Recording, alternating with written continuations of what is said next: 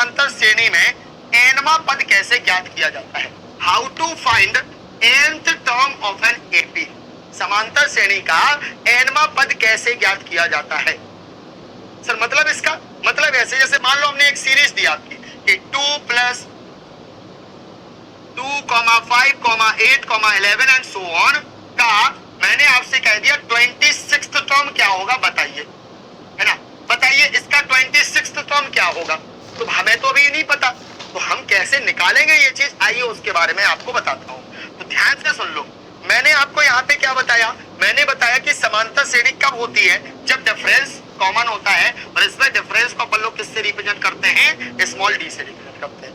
कोई भी समांतर श्रेणी होगी, क्या होगी, कोई भी समांतर श्रेणी होती है, उस समांतर श्रेणी का जो प्रथम पद होता है, जो आपका पहला पद होता है, जो आपका फर्स्ट टर्म होता है, वो कितना होता है बेटा जी, वो आपका ए होता है। कितना होता है, वो आपका ए होता है, स्मॉल ए। तो किसी भी समांतर श्रेणी का पहला पद कितना होता है, आपका स्मॉल ए होता है। समझ गए। अब एक बात बताओ बेटा, पहले पद से हमें दूसरे पद पे जाना है, तो हमें पहले पद में क्या ऐड करना होगा भाई, हमें फर्स्ट टर्म से सेकेंड टर्म में जाना है, तो हमें उसमें क्या ऐड करना होगा, हमें उसमें अपना कॉमन डिफरेंस ऐड करना होगा। बोलो हाँ या ना।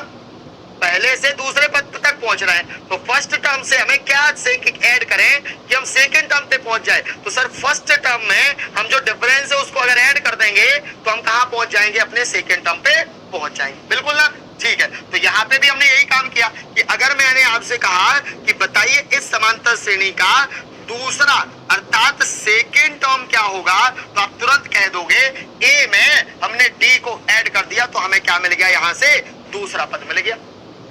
सेम अगर मैं आपसे कहूं अब बताओ बेटा जी कि इसका तीसरा पद क्या होगा, इसी समांतर श्रेणी का थर्ड टर्म क्या होगा, तो थर्ड टर्म कैसे निकलेगा भाई, एक बार बताओ। थर्ड टर्म चाहना है तो सेकेंड टर्म में एक और बार डिफरेंस ऐड कर दो, है ना। सेकेंड टर्म में एक बार और डिफरेंस ऐड कर दो, तो हमारा तीसरा पद क्या आ जाएगा, a + 2d आ जाएगा। ऐसे ही अगर मैं आपसे कहूं कि बताओ बेटा समांतर श्रेणी का चौथा पद क्या होगा, फोर्थ टर्म क्या होगा, तो आप तुरंत कह दोगे सर जी तीसरे पद में एक बार और डी ऐड कर दो, तो 2d में एक और डी ऐड कर दी, 2d में हमने एक डी और ऐड कर दी, तो हमें क्या मिल गया, देखो जी a + 4d मिल गया, है ना, a + 4d मिल गया। तो आप यहाँ पे एक चीज चेक कर पा रहे होगे, है ना, आप यहाँ पे एक चीज चेक कर पा रहे होगे कि हमने बोला चौथा पद है और यहाँ डी कितने आए हैं, 3। हमने बोला थर्ड टर्म है, यहाँ पे डी कितने आए हैं, 2। हमने बोला सेकेंड टर्म है, यहाँ डी कितना आया, 1। मतलब जो सा भी टर्म होगा, क्या है, जितने माँ भी टर्म हो रहा है उससे एक कम क्या आ रहा है, एक कम डी आ रहा है। बोलो आ रहा है कि नहीं आ रहा है। जितने माँ टर्म, मैं बोल रहा हूँ चौथा टर्म तो 3d आ रहे, तीसरा टर्म तो 2d आ रहे, दूसरा टर्म तो 1, मतलब जितने माँ मैं बोलूंगा 10वां टर्म तो 9d आएंगे, 15वां टर्म तो 14d आएंगे, 18वां टर्म तो 17, एक कम डी आएगा। बोलो आएगा कि नहीं। तो ऐसे ही हम क्या कहते हैं कि हम कहते हैं nवां पद बताइए, क्या बताइए। इसी प्रकार से अगर मैं आपसे कह दूं कि समांतर श्रेणी का nवां पद बताइए, nवां पद बताइए, किसी भी अर्थमेटिक प्रोग्रेशन का nth टर्म बताइए, तो nth टर्म बताना है। nth टर्म मतलब आपका मान लो tn बताना है, tn वो क्या होगा, a प्लस तो सब में हो रहा है, देखो a प्लस n में बोला है ना, तो n से एक कम d कर दो,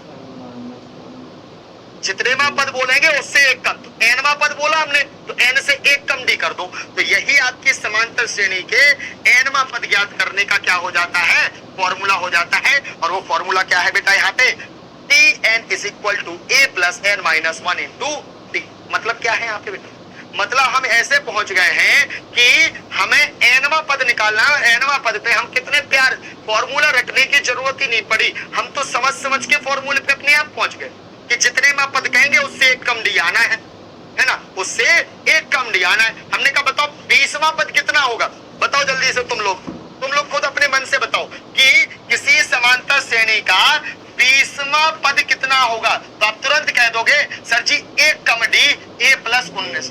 हम आपसे कहें बताओ 16वां पद कितना होगा, 16th टर्म कितना होगा, तो आप तुरंत कह दोगे सर जी एक डी कम कर दो, ए प्लस 15 डी हो जाएगा क्या? हो जाएगा क्या? बिल्कुल। तो इसी प्रकार से जो हमने एग्जाम्पल लिया था कि 2, 5, 8, 11 and dot dot dot dot dot का कौन सा टर्म निकालना था अपन लोगों को बाबू? अपन लोगों को निकालना था 26th टर्म। क्या निकालना था? 26th टर्म आपको क्या करना था? इसका फाइंड करना था। तो हम क्या कहेंगे? हम कहेंगे कि इसका सॉल्यूशन कैसे करेंगे बाबा? हम कहेंगे पहला पद कितना है? पहला पद आपका ये है, कितना है? 2 है। डिफरेंस कितना है? डिफरेंस कैसे निकालते हैं?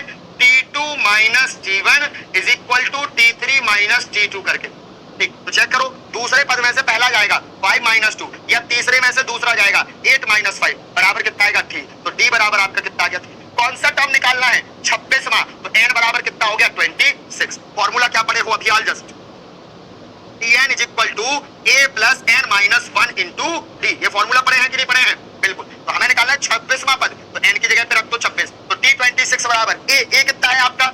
2 प्लस n माइनस, मतलब 26 माइनस, तो 26 minus 1 26 minus 1 into D. D कितना है आपका? 3। सॉल्व कर लो जल्दी से इसको। तो 2 प्लस 26 में से बन गया कितना बचा आपका? 25 मल्टीप्लाई बाय 3। इसको और सॉल्व करेंगे तो T26 बराबर कितना आ जाएगा? 25 3 जा आपका हो जाएगा 25 3 75, 25 3 जा 75, प्लस में कितना है बेटा आपका? 2। तो यहाँ से T26 कितना हो जाएगा? 75 प्लस 2 करोगे तो आपका आ जाएगा 77। ये आ गया आपका इस समांतर श्रेणी का 26वां पद। बताओ कितने लोगों को समझ में आ गया? सबको आ गया ना? क्लियर? समझ में आ गया क्या सबको? कोई प्रॉब्लम इतने में किसी को भी नहीं है ना? बहुत बढ़िया। ठीक है, तो ये आपका इंट्रोडक्शन है।